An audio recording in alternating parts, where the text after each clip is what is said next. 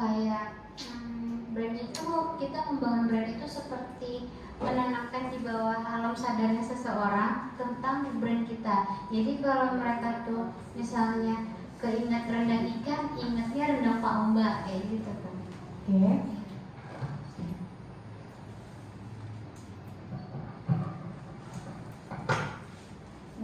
Nah, ini ada beberapa yang mengatakan brand itu adalah reputation ya, reputasi gitu kan. Kemudian brand itu adalah nilai yang dimiliki oleh sebuah perusahaan gitu kan. Nah, sekarang pertanyaan saya lagi, kalau kita mendengar kata brand, apakah kalian sudah familiar dengan ada yang menyebut brand, branding, ya kan? Terus ada brand identity. Nah, seperti itu. Nah, langsung aja.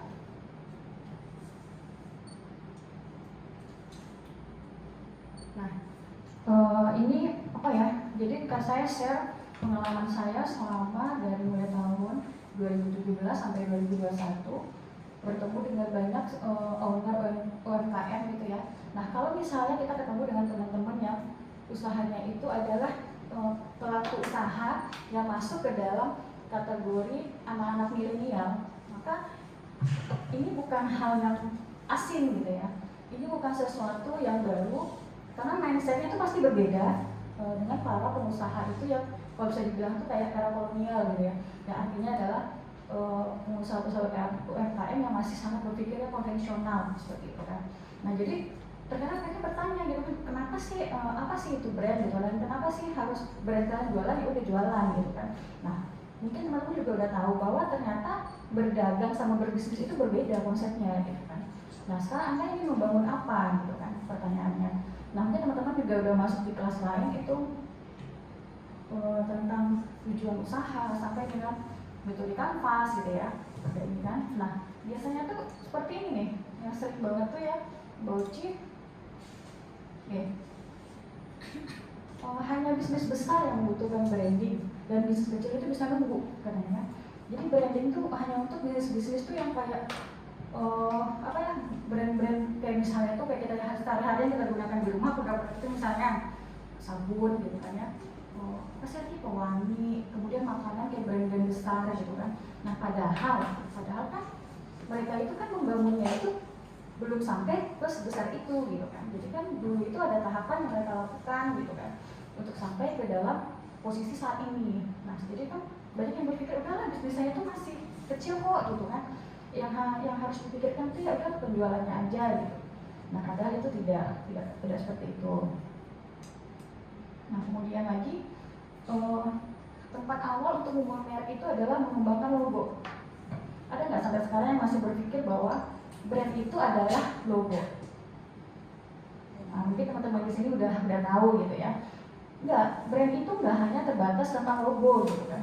Logo itu hanya salah satu bagian aja dari identitas kita gitu kan. Jadi brand itu tidak hanya berbicara tentang logo. Nah, jadi ketika saya bertemu dengan klien, itu obrolan pertama yang akan kita bahas adalah apa usaha dia, kemudian pandangan dia terhadap usahanya, kemudian apakah harapan dia terhadap usahanya tadi, dan enggak juga kita ujuk-ujuk langsung melakukan pekerjaan desain, tapi kita harus tahu kan keunikan bisnis dia apa, nilainya, sasaran, arahan kreatif, strateginya, dan lain-lain. Nah, untuk mendesain itu tuh kan apalagi kami itu melakukannya secara personal, karena setiap usaha itu pasti berbeda. Kita nggak bisa copy paste yang ini kita bawa ke usaha yang satu lagi, itu enggak, karena pasti strateginya berbeda. Nah, seperti itu. Jadi bukan hanya sekedar logo, karena logo itu pun sendiri ada apa kayak filosofinya ya kan. Jadi logo itu, jadi kalau misalnya pertanyaan yang sering apa itu, Bauchi, kenapa sih kalau bikin logonya itu mahal ya katanya gitu kan tinggal bikin aja.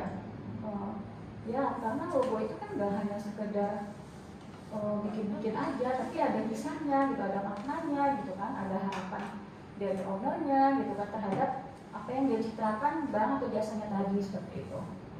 Nah, next.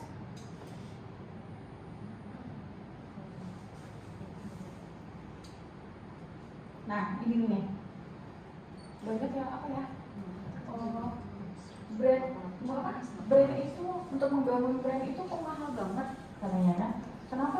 Kayak seperti itu, kayak buang-buang duit aja gitu kan.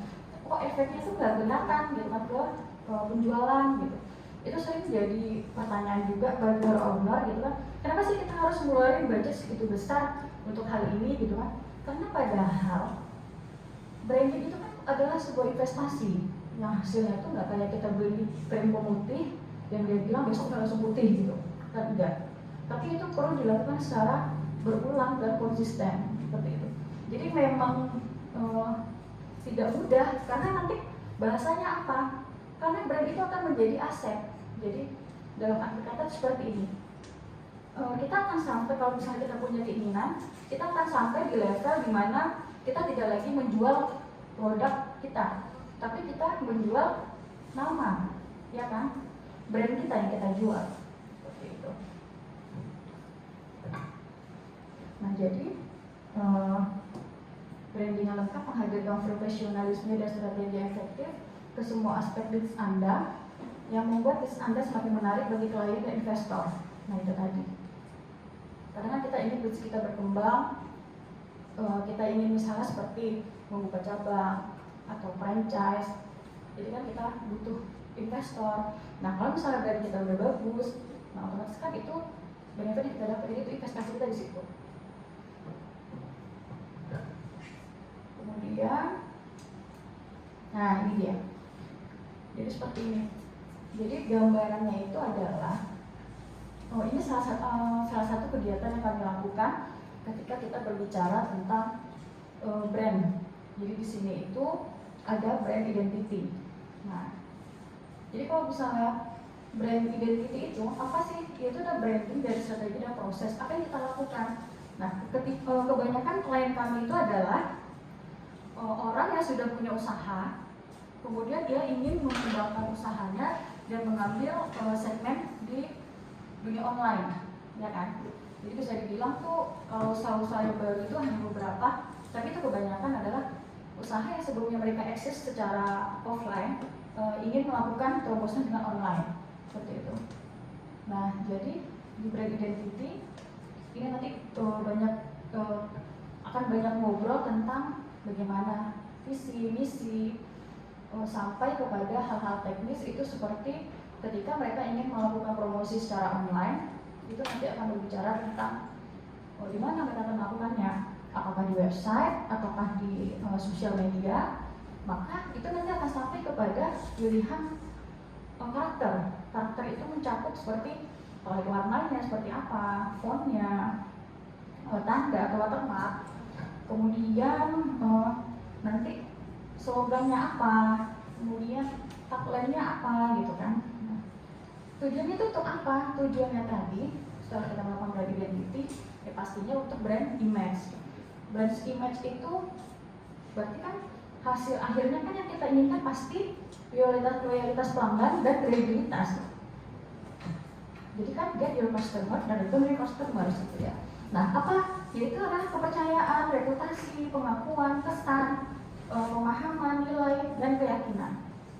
Nah jadi kalau kita berbicara tentang brand itu tuh banyak sebenarnya tuh sesuatu apa ya, materi sih sama Mbak. Wah ini nggak cukup kalau cuma 1 jam gitu. Sebenarnya kalau dirinci detail lagi tuh banyak yang akan aspek-aspek yang kita kulik itu banyak gitu kan. Jadi nggak sederhana itu gitu kan. Nah kemudian, nah ini nih, mungkin teman-teman pasti sering dengar ada brand, ada brand identity tadi, ada brand image dan ada branding. Nah, jadi brand itu tadi seperti saya bilang, dia adalah bisa jadi aset yang berwujud. Aset berwujud tadi itu apa? Itu tadi nama usaha, kemudian logo, warna, suara, dan lain-lain. Nah, dan aset tak berwujud, intangible asset. Nah, itu tadi, yaitu hubungan, pengalaman, dan lain-lain yang membuat pelanggan memilih perusahaan kita. Nah, kalau kita berbicara cara brand identity, nah itu tadi kan cara pengusaha menginginkan, cara perusahaan menginginkan pelanggan memandang brand, disinilah estetika, nah tadi logo, tanda, font, warna palet, situs web, agunan dan lain-lain. Kemudian dan nada unik yaitu seperti visi, misi, tagline, slogan. Selanjutnya itu adalah brand image. Nah ini nih, jadi seperti yang disampaikan oleh timnya Pak Mokak tadi, bagaimana cara pelanggan tadi memandang brand kita dari sudut pandang mereka. Nah, kalau sudah berbicara brand image, itu kan berarti kita berbicara tentang persepsi, ya kan? Nah, jadi konsumen itu hal yang harus dipenuhi bagi mereka itu adalah bagaimana kebutuhan mereka dan bagaimana bagaimana kebutuhan mereka dan bagaimana apa yang mereka dapat, ekspektasi mereka seperti itu. Nah, kalau ekspektasi tapi sudah sampai ke mereka, itu akan jadi persepsi lagi. Nah, jadi bagaimana persepsi mereka? Nah, itu yang akan kita bangun. Bagaimana kita mencitrakan produk dan jasa kita terhadap orang lain. Nah, branding itu sendiri apa? Nah, ternyata branding itulah strateginya dan proses membangun brand kita tadi. Nah, inilah yang kami lakukan. Jadi ada serangkaian kegiatan panjang untuk sampai akhirnya usaha itu terakhir begini. Kebanyakan orang kan kalau udah usaha ya udah mulai aja dulu ya kan, nggak tahu harus gimana. Yang kalau saya bilang sih ya, kalau kebanyakan mikir Mbak Uci, ya kapan kita mulainya katanya kan, kebanyakan harus gini harus gitu. Tidak, kalau saya atau kami ya bersama tim sepeda pengalaman kami seimbang lah antara otak kanan dan otak kiri. Iya, oke, kita boleh bisnis, oke, kita boleh terjun gitu kan dunia bisnis dengan persiapan yang menurut kita tuh masih ala kadarnya gitu kan. Tapi ada tahapan yang harus kita lalui kan. Jadi jangka pendeknya mau apa, jangka menengahnya apa, jangka panjangnya apa gitu. Jadi targetnya itu harus jelas. Dan kemudian kalau misalnya kita berbicara, kami kan sering tuh, Mbak saya punya uang sekian, saya pengen buka usaha Mbak, bagusnya saya usaha apa ya? Nah, kami akan ngobrol dengan orang tersebut. Sebenarnya itu tujuan dia untuk membuat usaha itu apa? Karena itu motivasi, tadi kan itu yang penting ya. Karena kan menjalani bisnis itu nggak seperti sederhana, kelihatan ya udah jadi bos, enak ya, punya waktu banyak gitu kan, nggak sesederhana itu. Jadi ketika bisnis berjalan, itu kita akan menemukan banyak sekali tantangan. Misalnya di lanjutnya banyak materinya. Misalnya di tahun pertama seperti apa, kemudian 5 tahun berikutnya seperti apa, kemudian 10 tahun berikutnya akan seperti apa. Nah, seperti itu. Oke, next.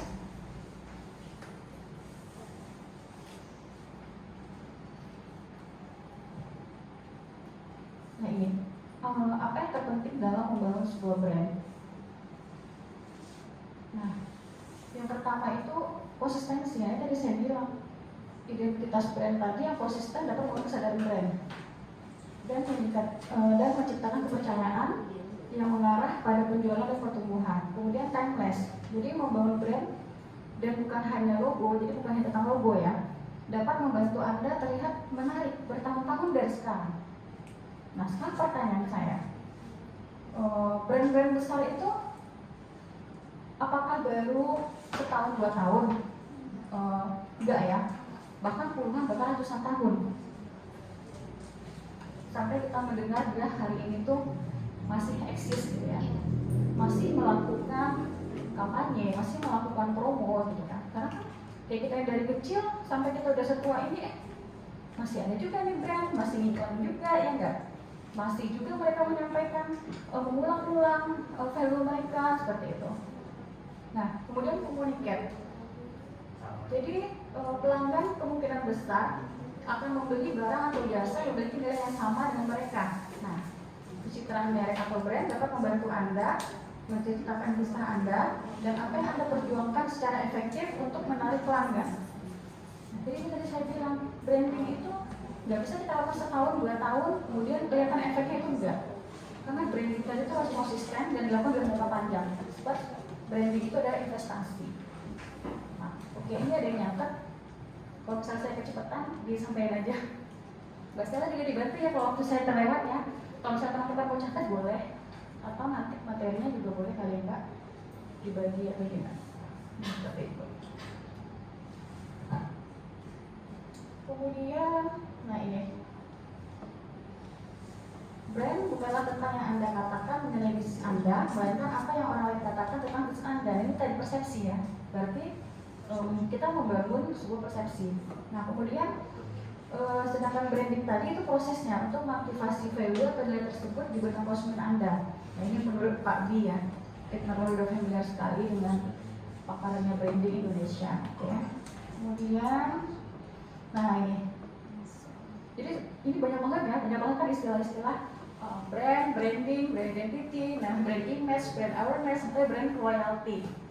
Nah jadi makanya saya bilang ada banyak aspek yang bisa kita bahas tentang brand, apalagi nanti untuk aplikasinya. Jadi itu nggak sesederhana kita untuk berpromosi di sosial media, itu enggak. Nah yang pertama tadi brand image, tadi dia. Jadi ketika perusahaan tadi memiliki brand image atau citra merek yang baik, maka kelangsungan hidup suatu perusahaan dapat dipastikan dapat bertahan dan dikenal di pasar.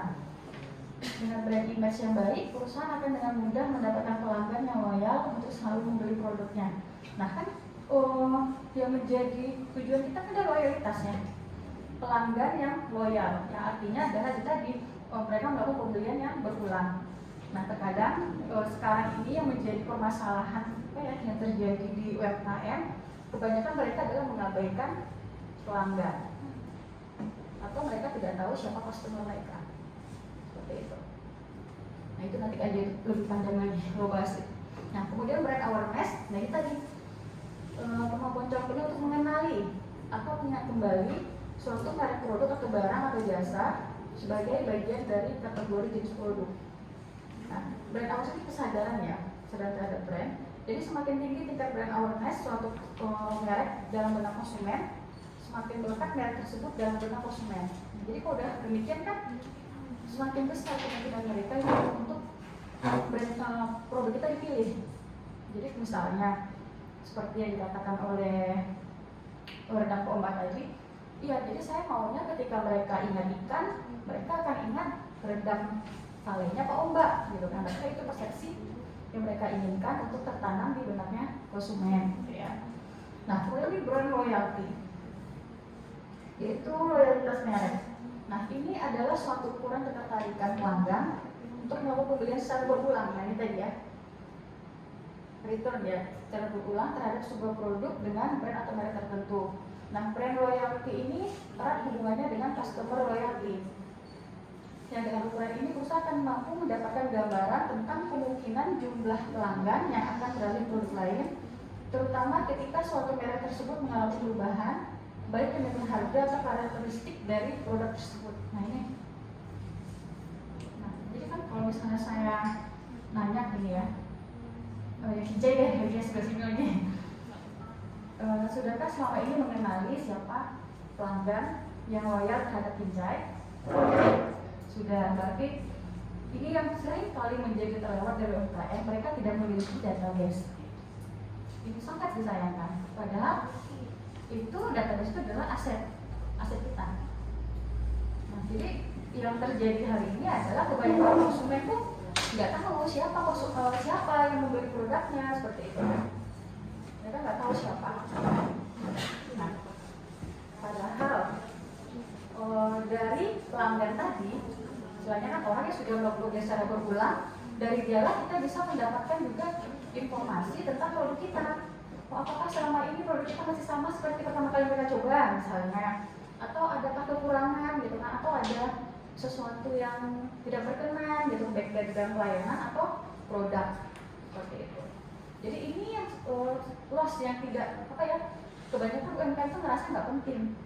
Mereka nggak berpikir bahwa pada hari ini pelaku usaha UMKM itu banyak kehilangan data customer dia karena sudah karena udah merasa nyaman dengan salah satu fasilitas, padahal mereka mengunci siapa konsumen kita. Kita nggak tahu tuh siapa yang order, kita nggak tahu. Karena nomor yang muncul adalah nomor dari pusat Jakarta. Nah, kemana data konsumen kita gitu kan? Itu sayang sekali. Jadi banyak sekali. Akhirnya sekarang kami menyarankan adalah jangan kita hanya sibuk untuk berfokus kepada mencari pelanggan baru, tapi kita mengabaikan orang yang sudah melakukan pembelian berulang kepada kita. Jadi intinya apa? Berarti ada yang harus kita lakukan di loyalitas. Nah, kalau kami sendiri itu ada berbagai macam strategi, termasuk nih kita kan ngomong sekarang secara digital ya Mbak ya. Jadi berarti itu sebenarnya ada banyak aplikasi pendukung yang bisa kita lakukan. Mungkin kalau misalnya dulu itu seringnya tuh kayak kartu member gitu kan ya. Nah sekarang itu juga kita bisa menggunakan aplikasi. Nah itu next deh yang bisa sempat kita bahas. Kemudian, nah ini tadi. Jadi ada 7 cara membangun brand awareness pada sebuah bisnis yang tadi saya bilang. Yang pertama, sosial media. Berarti di sini pasti udah punya sosial media ya untuk melakukan promosi usahanya. Kemudian ada konten marketing, ada video marketing, influencer marketing, event marketing, dan sponsorship serta merchandise. Jadi kalau kita melihat sosial media, misalnya kita membuka handphone, kita melihat usaha produk atau jasa, ternyata nggak sesederhana yang kita lihat. Jadi sebenarnya kan di balik konten-konten itu tadi ada banyak sekali proses yang dilakukan. Nah ini kita belum berbicara tentang digital marketing ya, ini baru tentang brand awareness aja. Nah dan yang menjadi masalah itu kebanyakan pelaku UMKM tadi itu kurang begitu paham bahwa sosial media ini sebenarnya pada awalnya itu diciptakan adalah untuk berinteraksi ya, namanya kan kayak namanya bersosialisasi. Nah jadi sebenarnya sosial media ini pada awalnya itu digunakan sebagai branding. Nah terus mereka bertanya, misalnya Mbak Oci, ini saya sosial medianya nih udah di desain dengan baik, kemudian udah copywritingnya juga udah bagus gitu kan, pokoknya tampilannya udah oke deh. Tapi kenapa nggak mau nih aku penjualan? Ada nggak sih yang bertanya seperti itu? Kok penjualannya tuh gitu-gitu aja ya, gitu kan? Nah, ada yang mengalami? Ini saya nggak tahu penjualannya mana, nggak ingat. Itu mahasiswa yang dari Caraka, dari Kincai. Oke Kincai deh, saya tanya lagi. Apakah selama ini tuh kayak sosial media udah bagus, ya kan? Sudah didesain dengan baik, kemudian kontennya juga udah dipikirin dengan matang. Tapi kenapa sih nggak ngefek penjualan? Pernah nggak sih ngerasa seperti itu? Ya, atau kalau nggak salah memang itu ya jadi masalah ya? Salah satunya ya. Salah satunya iya. Mengalami seperti itu. Pertanyaan saya, apakah sama antara branding, marketing, dan selling? Berbeda. Atau bisa share gitu? Kalau mungkin yang dari branding ya Kak ya. Dari branding itu biasanya kami lebih ke memang masih logo sih sampai sekarang.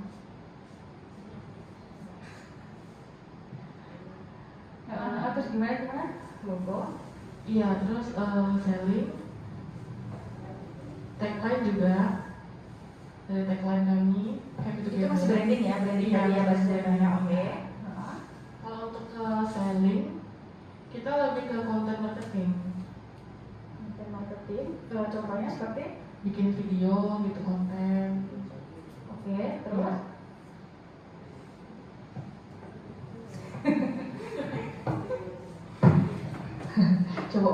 coba meluruskan apa yang sudah di tim kreatif kami di marketing.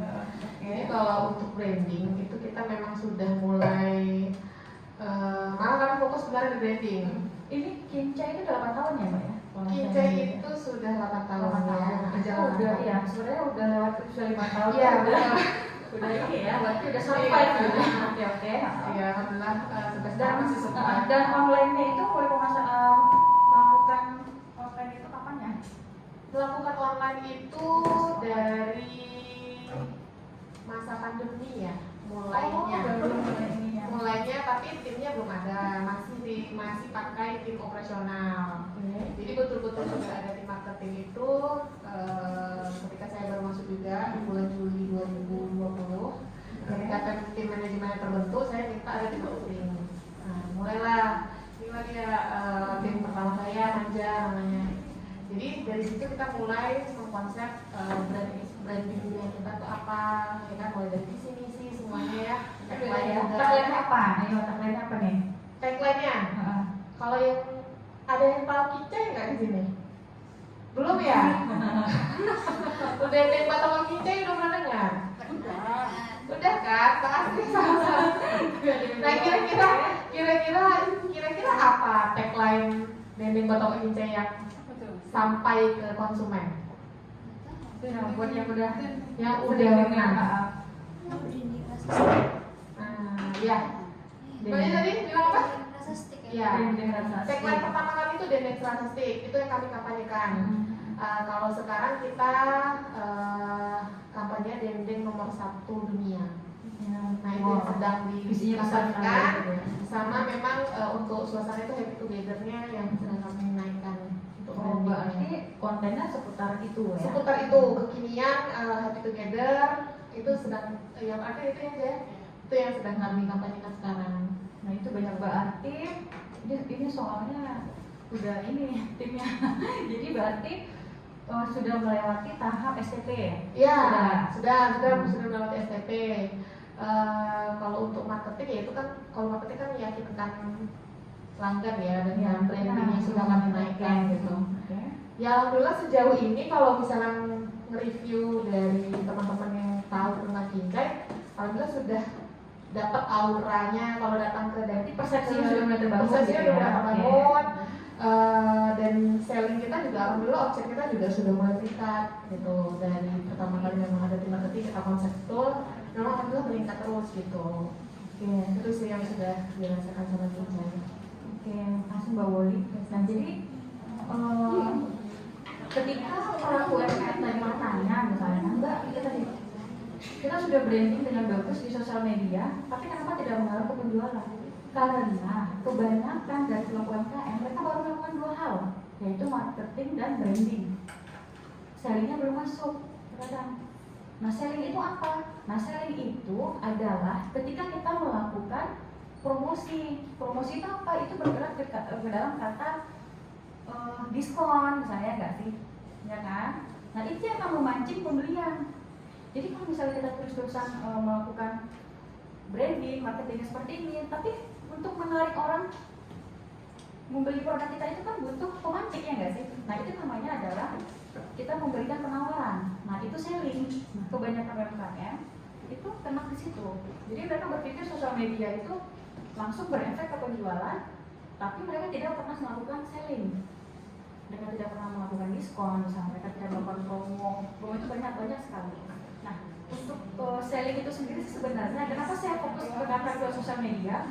Karena kita membahasnya lebih digital ya Mbak ya, lebih digital gitu. Karena untuk teknik selling itu sebenarnya banyak, medianya banyak. Tapi karena kita berbicara di dunia digital, nah itu yang paling sering tidak dilakukan oleh UMKM. Nah, kenapa? Nah ini lebih kompleks lagi nih. Mbak Uli pasti ngerti. Jadi kenapa dia terkadang nggak berani melakukan selling, promo gitu ya? Karena dia berpikir, wah kalau saya promonya seperti ini nggak masuk nih di budget saya nggak dapat untung apa-apa gitu ya.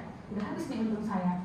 Nah jadi bisa dibilang 6 bulan yang lalu sampai hari ini, itulah akhirnya kenapa support media Pekanbaru itu memberikan layanan jasa yang lain yang ternyata itu mereka itu tidak yang masih UMKM high class itu artinya adalah sebenarnya UMKM itu mempunyai manajerial yang baik.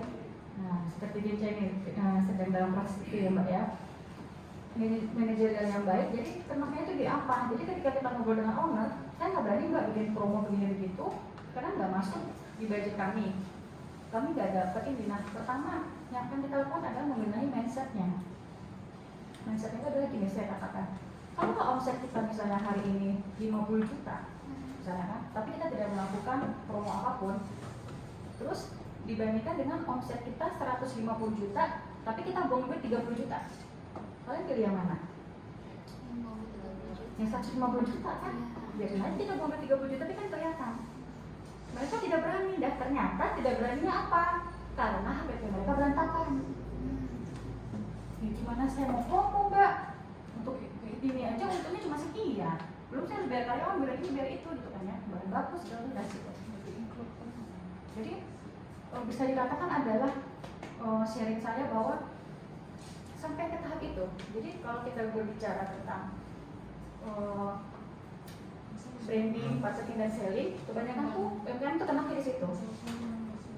Nah, jadi ketika mereka, karena kan ini kebanyakan tuh usaha udah jalan, harga tuh udah ada, udah dipasang. Terus kalau misalnya saya naikin, ini gimana mbak, gitu kan? Kan pelanggan salary dong. Nah ini ada strateginya lagi.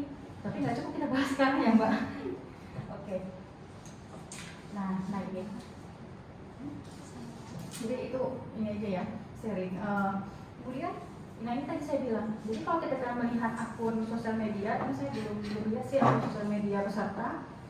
Jadi nggak sederhana konten itu muncul. Ini yang apa tim-tim kreatifnya pasti ngerti ya. Karena mereka bilang kan baru sih beberapa kali saya ngisi pelatihan, mereka bilang kok kayaknya kami itu dipandang sepele banget ya mbak ya gitu kan, kayaknya tuh gampang aja gitu bikin konten. Ya karena memang sebenarnya tuh nggak sesederhana yang kita lihat. Jadi konten itu tuh sebenarnya dimulai dari ada brainstorming gitu kan antara owner dengan tim kreatif. Jadi itu harus masuk gitu kan. Jadi persepsinya owner ini ingin produk atau jasa dia dicitrakan seperti apa, harus juga tertransfer dengan baik kepada tim kreatif, dan tim kreatif nanti lah yang akan menyiapkan konten seperti apa yang pas gitu kan. Nah ini tadi setelah brainstorming kemudian ada planning. Nah ini perencanaan. Nah, konten-konten seperti apa yang akan kita buat, konten apa yang akan kita produksi. Nah kemudian ada creating high quality dan valuable content. Nah ini dia. Kalau kita lihat apa ya, sosial media, saya belum lihat sosial media peserta, mungkin nanti akan saya lihat. Nah disitu kan pasti ada konten itu bisa berupa foto, video, atau desain grafis gitu ya, desain kreatif seperti itu kan. Nah yang tentunya adalah kita mentransformasi gitu kan, kita ini loh, makanya saya bilang nggak hanya banyak. Jadi di awal ketika akan menyiapkan sosial media tadi, logo sudah ada, kemudian sudah bilang ada pattern ya, yaitu palet warna gitu kan. Karena hal-hal seperti itu adalah identitas kita gitu kan. Itu udah ada. Kemudian kita juga udah punya nih nilai. Jadi kalau misalnya nih saya contohkan, ini saya boleh nyebutin contoh akun lain nggak sih ya? Boleh ya. Kami kalau sudah nge-branding sosial media itu sejauh ini tuh udah 30 UMKM yang pernah kami branding. Itu banyak, misalnya gimana ya saya contohkan, misalnya ini deh, Putih Buana. Itu Putih Buana kami yang handle, itu sudah berjalan berapa tahun ya? 2 tahun apa ya? Nah itu tadi kan dia adalah restoran gitu kan, restoran, dan itu ketika bertemu dengan kami dia sudah punya logo. Dan dia tuh kita ngobrol dengan owner, dia mengambil untuk pilihan warnanya dia hitam karena menciptakan kesan elegan, eksklusif gitu kan. Karena mereka adalah positioning itu untuk orang menengah ke atas seperti itu. Walaupun sebenarnya seiring berjalannya waktu, itu tadi saya bilang, terkadang kan apa yang kita tetapkan di awal itu bisa jadi seiring berjalannya waktu itu terjadi berbagai perubahan. Tapi kalau misalnya kita masuk ke dalam identity segala macam, itu belum menggunakan teori yang tepat. Cuma karena kami menghandle-nya itu mereka sudah jalan, jadi sebenarnya ada banyak yang harus diperbaiki. Contohnya adalah kekasan. Jadi seperti saya bilang, ini kita sharing ya. Jadi kalau misalnya nanti kita akan punya cabang seperti itu kan, dan kan sebaiknya adalah memang benar-benar sama dengan pusatnya. Kalau ini enggak, kalau dia itu akhirnya itu dari 6 cabang yang mereka punya perbedaan tersendiri. Nah itu kan kayak kehilangan gitu identitasnya gitu. Karena jangan sampai seperti itu sih sebenarnya.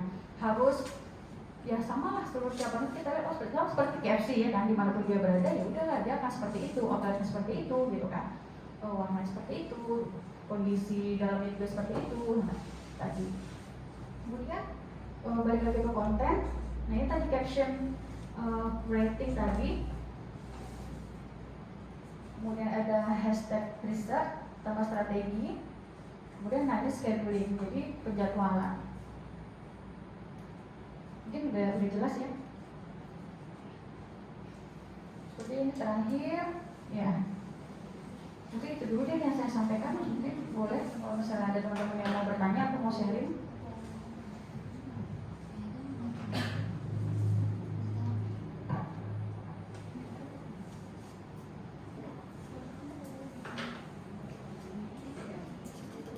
Yang dari apa ya? Ini belum datang ya Mbak ya? Masih 1, 2, 3, 4 ya? 4 ya masih. Satu lagi apa ya?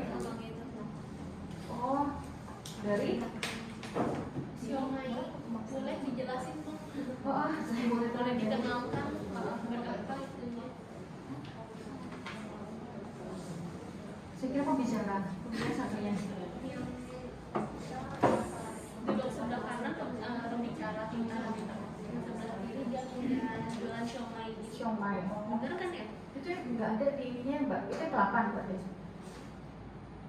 Apa saya salah ya? Ada ya? Pas saya kelewat bacanya. Ya boleh Memperkenalkan diri.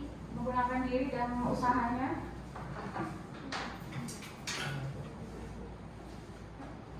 Assalamualaikum, perkenalkan nama saya Ferry.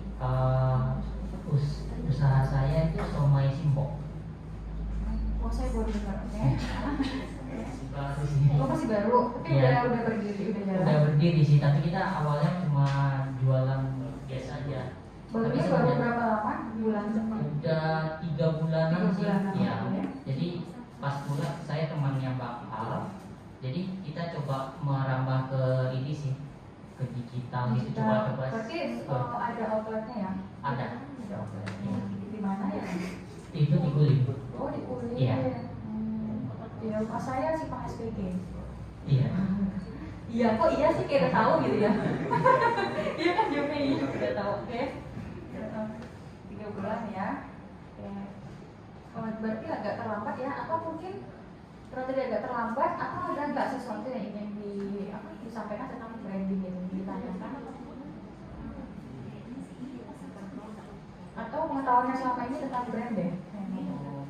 Mungkin kayak brand ini sih apa kita kan baru mau mencoba kayak media sosial ini belum ada nih kayak Facebook itu Instagram, apakah bisa ini mempengaruhi sedangkan kan udah lumayan banyak juga, kita kan masih baru nih, masih ruko yang baru kecil gitu, sedangkan yang itu harus modal yang besar dan brand yang besar juga sih, itu gimana ya? Nah itu tadi saya bilang, berarti udah sosial medianya udah dibuat, Baru mau buat sih. baru mau buat. Iya. Nah pertanyaan